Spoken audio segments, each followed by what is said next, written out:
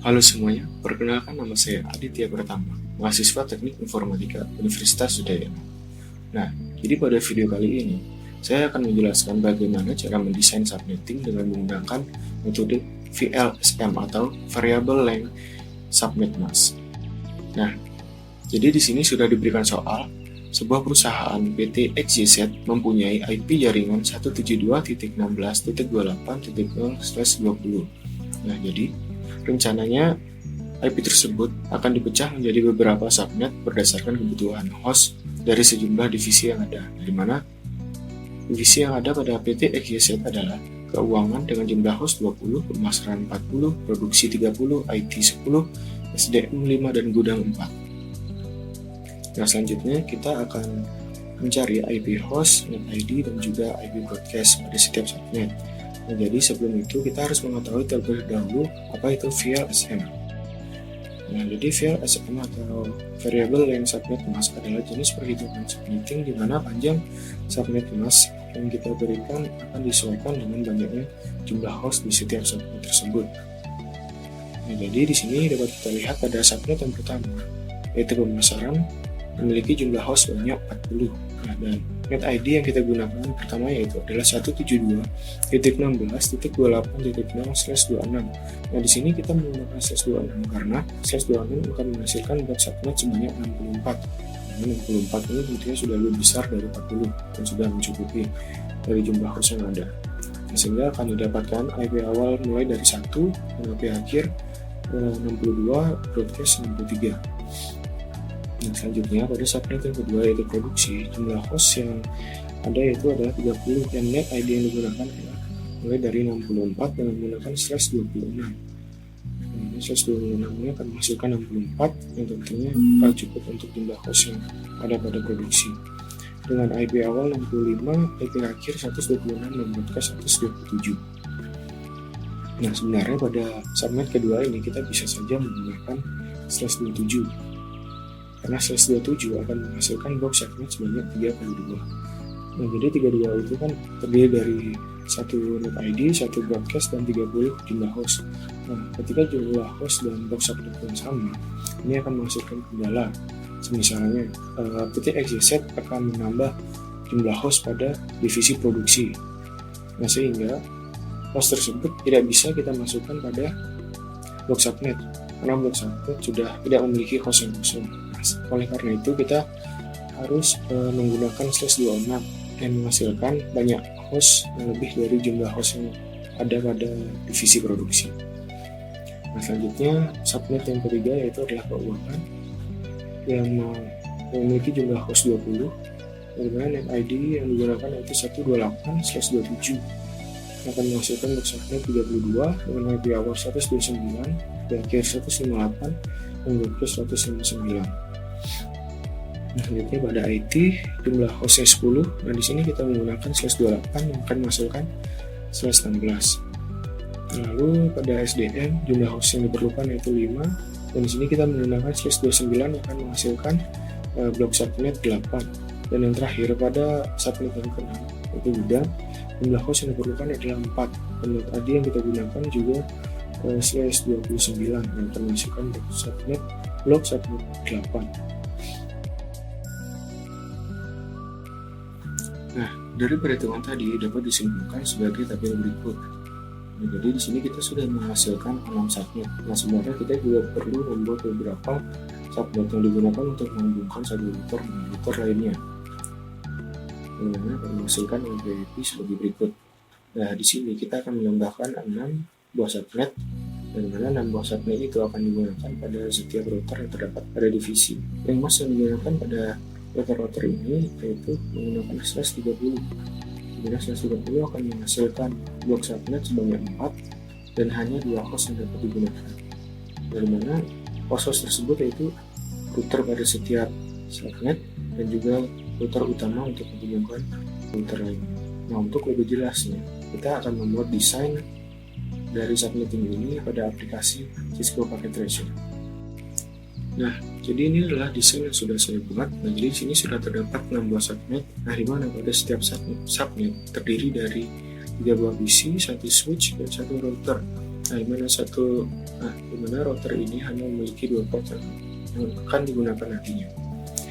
Nah, lalu untuk menghubungkan satu subnet dengan subnet lainnya, di sini saya menggunakan sebuah router. Nah, di sini dapat kita lihat bahwa terdapat 6 buah subnet, sehingga diperlukan 6 port yang digunakan untuk menghubungkan pada router PTMT ini.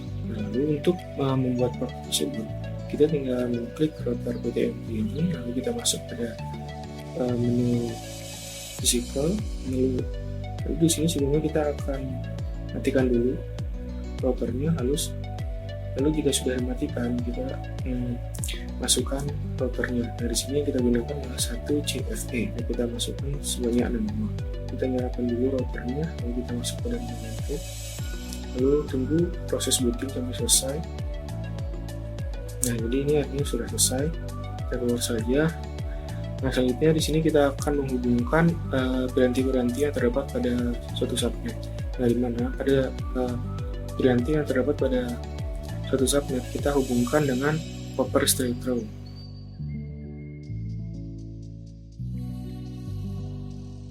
Nah, begitu juga pada subnet yang lainnya. Lalu selanjutnya kita akan menghubungkan router pada subnet dengan router penghubung. Dari sini kita gunakan copper crossover. Begitupun juga pada router yang lainnya. Nah, kita akan melakukan konfigurasi terhadap PC dan juga router. Nah, jadi di sini kita pilih dulu router pada subnet yang pertama. Lalu kita masuk pada Fast Ethernet 10.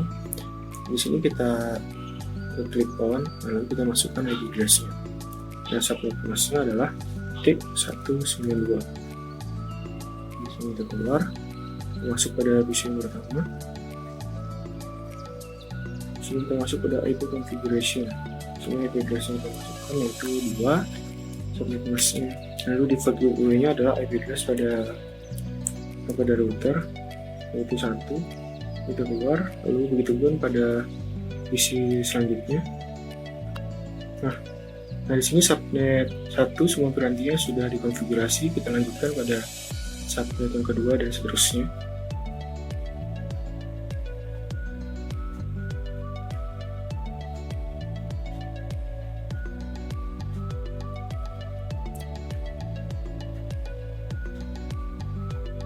Nah, selanjutnya kita akan tes komunikasi antar PC di satu subnet. Nah, jadi kita tinggal pilih menu ini, lalu kita tes ping dari PC 10 ke PC 11. Dan sini kita lihat sukses. Nah, jadi di sini artinya pada setiap subnet di sini konfigurasinya telah berhasil, di mana satu komputer sudah dapat berkomunikasi dengan komputer lainnya dalam satu subnet. Nah, selanjutnya kita akan mengkonfigurasikan router pada setiap subnet dengan router penghubung yang ada di tengah ini. Pertama kita buka dulu pada router yang tengah ini. Kita masuk pada Fast Ethernet 00. Selanjutnya di sini kita isikan 2193 dengan subnet mask 252.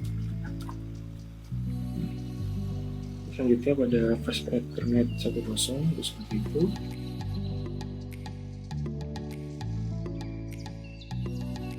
Selanjutnya kita akan mengisikan IP pada router setiap subnet. Jadi kita di sini kita pilih Fast Ethernet 00, lalu kita klik on, lalu kita isikan IP address-nya yaitu yang kedua 194. Dan begitu pun pada router pada subnet yang lainnya. Nah, di sini sudah kita lihat bahwa hubungan dari router subnet dengan router penghubungan sudah hijau semua, yang artinya sini sudah berjalan. Nah, selanjutnya agar satu router dapat berhubung dengan router lain, ya kita akan melakukan routing pada setiap router. Jadi pertama kita mulai dari router pada subnet yang pertama, kita klik routernya, lalu kita masuk pada menu routing, lalu kita pilih static. Nah, di sini networknya kita masukkan yang pertama itu pada subnet yang kedua 64 dengan masnya yaitu adalah 92 dengan next hop-nya. Nah, next hop sini adalah IP pada router ini, router penghubung yang terhubung dengan subnet yang pertama, atau dapat dikatakan port yang pada Fast Ethernet 00, dimana IP-nya adalah ini 193. Kita klik add. Lalu kita tambahkan juga pada subnet yang ketiga, keempat, dan kelima, dan keenam.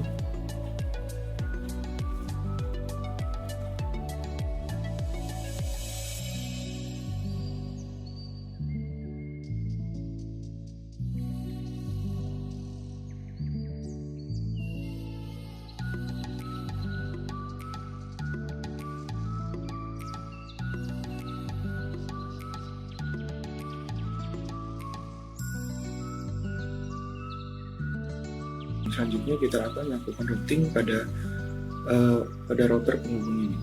Jadi yang pertama kita klik ke routernya, kita masuk pada routing, lalu static. Nah, lalu di sini kita masukkan ID dari subnet yang pertama terlebih dahulu, 192. Nah, lalu Xhop yang digunakan saat sekarang ini adalah 194. Itu IP pada router di subnetnya. Nah, jika routing pada router penghubung sudah dilakukan, maka langkah terakhir yang dapat kita lakukan adalah uji komunikasi dengan menggunakan test ping. Di sini kita coba test ping dari PC10 ke PC17, berhasil. Maka dari sini kita dapat lihat bahwa desain ini berjalan dengan semestinya atau jalan dengan baik. Nah, jadi sekian dari video saya ini. Jika ada pertanyaan atau apapun, bisa tulis di komentar.